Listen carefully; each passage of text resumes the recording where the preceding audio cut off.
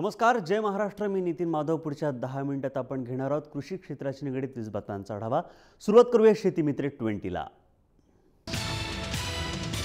राज्यातील प्रत्येक मंडळात अद्ययावत हवामान केंद्र उभारलं जाणार आहे. त्यामुळे शेतकऱ्यांना हवामानाचा वेध घेत पेरणी करता येईल. त्यामुळे दुबार पेरणीचं संकट टळेल. शिवाय शेती पंपासाठी सोलर फीडर योजनाही राबवली जाणार अशी माहिती मुख्यमंत्र्यांनी हिंगोलीतील जिल्हा परिषद निवडणूक प्रचार कार्यक्रमात दिली आहे. धडक सिंचन विहीर योजनेतून मंजूर झालेल्या विहिरींचं काम सुरू करण्यासाठी 10 फेब्रुवारीपर्यंत मुदतवाढ देण्यात आली आहे. परंतु मुदतीत काम सुरू न केलेल्या लाभार्थ्यांच्या सिंचन विहिरी रद्द केल्या जाणार आहेत. या योजनेत 7,800 विहिरींचं उद्दिष्ट ठेवण्यात आलं आहे. पैकी 6,000 विहिरी पूर्ण झालेल्या आहेत. आंबेगाव तालुक्याच्या पूर्व भागात शेतकऱ्यांनी पिकवलेल्या भाजीपाल्याला योग्य दर मिळत नाही आहे. घाऊक बाजारात सध्या 1 किलो कोबीला 1 रुपये दर मिळतोय. त्यामुळे शेतकऱ्यांनी हा भाजीपाला जनावरांना खाऊ घालणं पसंत केलेलं आहे. आंबेगावानजीक उजवा कालवा आणि घोड नदी बारमाही पाण्यानं भरून वाहते. त्यामुळे गावातील शेतकऱ्यांनी नगदी पैसे मिळवून देणाऱ्या हिवाळी बटाट्याची लागवड केली. आता बटाटा काढणीला आला असून केवळ 40 रुपये प्रति 10 किलो इतका नगण्य भाव मिळाल्यानं शेतकरी त्रस्त झालेला आहे.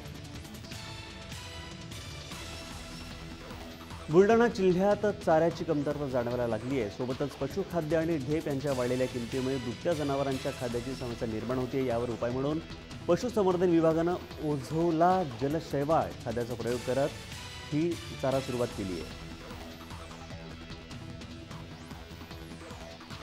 यंदा सुरुवातीला पाऊस चांगला होणार की नाही याविषयी शंका होती. परंतु नंतर पाऊस उत्तम झाल्यानं शेतकऱ्यांनी भुईमुगाच्या पेरण्यात वाढ केली. त्यातच भुईमुगाच्या पेरणीचा हंगाम अर्ध्यावर असताना वाशिम जिल्ह्यात शेतकरी उन्हाळी भुईमुगाची पेरणी करताना दिसत आहेत. सध्या गुळाचा हंगाम अंतिम टप्प्यात आहे. त्यामुळे गुऱ्हाळ बंद होण्यास सुरुवात झाली आहे. महत्त्वाचं म्हणजे या आठवड्यात गुळाचे दर वधारले. कोल्हापूर कृषी उत्पन्न बाजार समितीत गुळाला प्रति क्विंटल 4,500चा दर मिळतो आहे. अद्याप उन्हाळा सुरू झाला नसतानाही जलाशयांना कोरड पडण्यास सुरुवात झाली. हिवाळा संपत असताना तब्बल 8 जलाशयातील साठा 10 लाख घनमीटरपेक्षा कमी झाला आहे. परिणामी यंदा उन्हाळ्यात पाणी टंचाई तीव्रता वाढण्याची शक्यता वर्तवली जाते.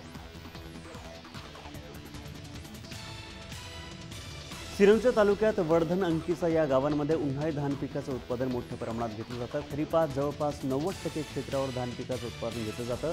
आता उन्हाळी धान पिकाची लागवड 3,000 हेक्टरवर होण्याची शक्यता वर्तवली जाते.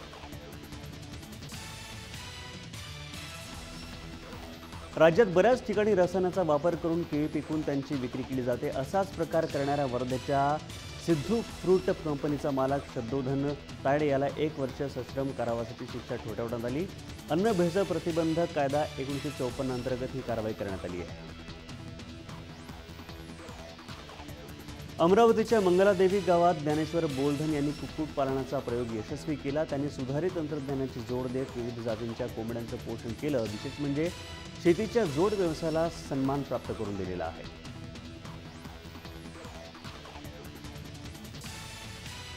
कोपरगावच्या संजीवनी कारखान्यानं तळोदा तालुक्यात शेतकऱ्यांना 2300 रुपये टनप्रमाणे ऊसाचा भाव जाहीर केला होता. परंतु केवळ 2,000 प्रमाणेच धनादेश देण्यात आले. त्यामुळे संतापलेल्या शेतकऱ्यांनी कारखान्याच्या 3 कर्मचाऱ्यांना कोंडून ठेवल्याची माहिती हाती येते.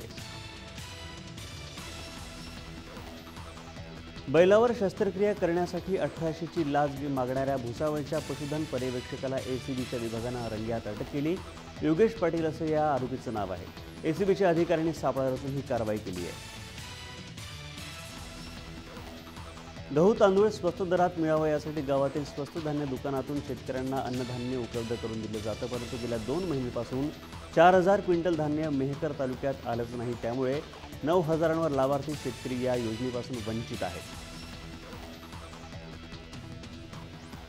लाखांदूर कृषी उत्पन्न बाजार समितीच्या 19 संचालक पदांच्या निवडणुकीत काँग्रेस राष्ट्रवादी आघाडीनं स्पष्ट बहुमत मिळवलंय. भाजप समर्पित शेतकरी परिवर्तन पॅनलला 6 जागांवर विजय मिळवता आला तर एका जागेवर अपक्ष उमेदवारांना बाजी मारली आहे. आता थंडीची लाट कमी होऊन उन्हाचा चटका वाढतोय. वन्य प्राण्यांची गैरसोय होऊ नये यासाठी जालनाजवळ वन विभागानं पाणवठे तयार केलेत. परंतु या पाणवठ्यांमध्ये पाणीच नसल्यानं वन्य पशूंची पाण्यासाठी भटकंती सुरू आहे. पतंजलीनं कुणाशी कोणताच करार केला नाही, मात्र काही भामटे पतंजलीशी करार झाल्याचं सांगत शेतकरी आणि बेरोजगारांची फसवणूक करतायत। त्यामुळे अशा फसव्यांपासून सावध राहावं असं आवाहन पतंजली किसान सेवा समितीचे जिल्हा प्रभारी दादासाहेब फुंडे यांनी केलेलं आहे।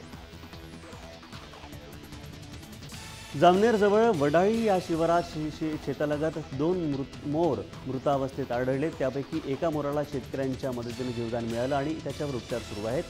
मोरांना विषारी द्रव्य सेवन केलं असावं असा अंदाज व्यक्त केला जातोय। राज्यात पुन्हा थंडीचं आगमन झालंय आणि पारा दिवसेंदिवस घसरतोय। निफाडचा पारा 9.4 अंश सेल्सिअस घसरला तर राज्यातील काही भागात कमाल तापमानाचा पारा 35 अंशांपर्यंत गेल्याचं वृत्त हाती येत आहे। बाजारभाव या प्रकारे: वटाणा प्रति क्विंटल 2300 रुपये, कारली प्रति क्विंटल 3000 रुपये, भेंडी 3200 रुपये आणि गवार प्रति क्विंटल 5000 रुपये।